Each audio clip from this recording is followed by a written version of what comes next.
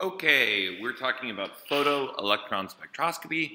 Photoelectron spectroscopy is a method for determining what element you have based on the ionization energy of those atoms.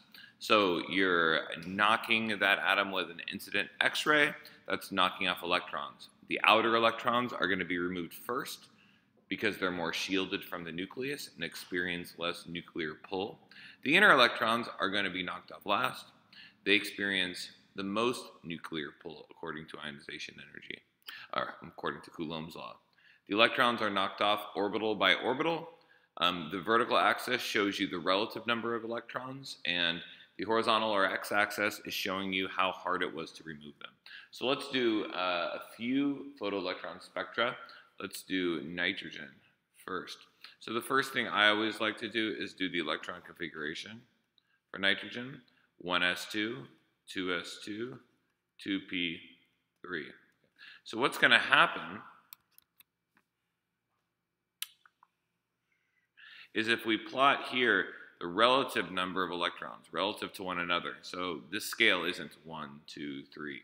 You can identify the s2 electrons and then make everything relative to that.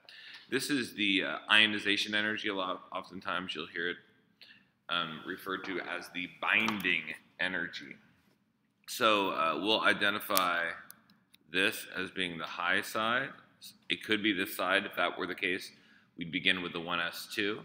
And this as the low side, and let's go ahead and do this. So the hardest electrons to remove are going to be these, because they're being pulled in by those 7 protons in the nitrogen atom. So we have the first energy level, or the first ring, okay, and that's got 2 electrons, okay, and those 2 electrons are going to be popped off together. So we're going to get a peak. And that peak represents those 1s2 electrons. We did that. Now we're going to move out to the next ring. And there's going to be a gap here. And we're going to indicate that gap by showing a slash. Okay, saying we've moved into the next one. This is going to be the same height because there are 2 electrons.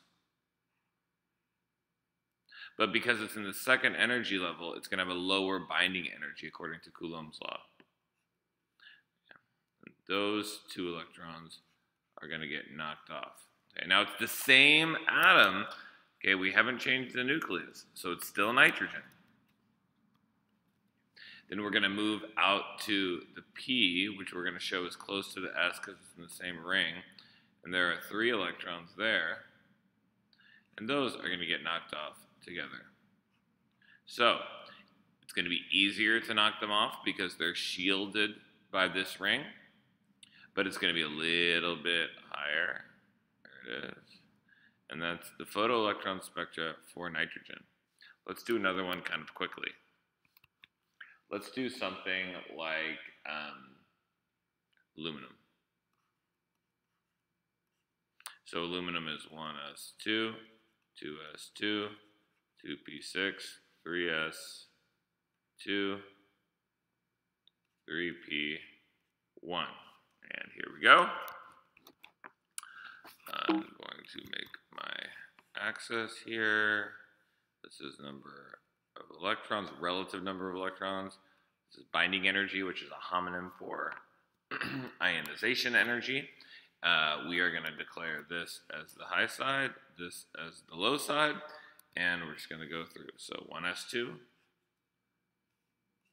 move to the next energy level, slash 2s2, 2p6. A lot of you are making this smaller. This should be 1, 2, 3 times as high as that one. Now we're moving into another energy level, 3s2. Now, this number is the height. So that's a 3p1. Hopefully that's helpful.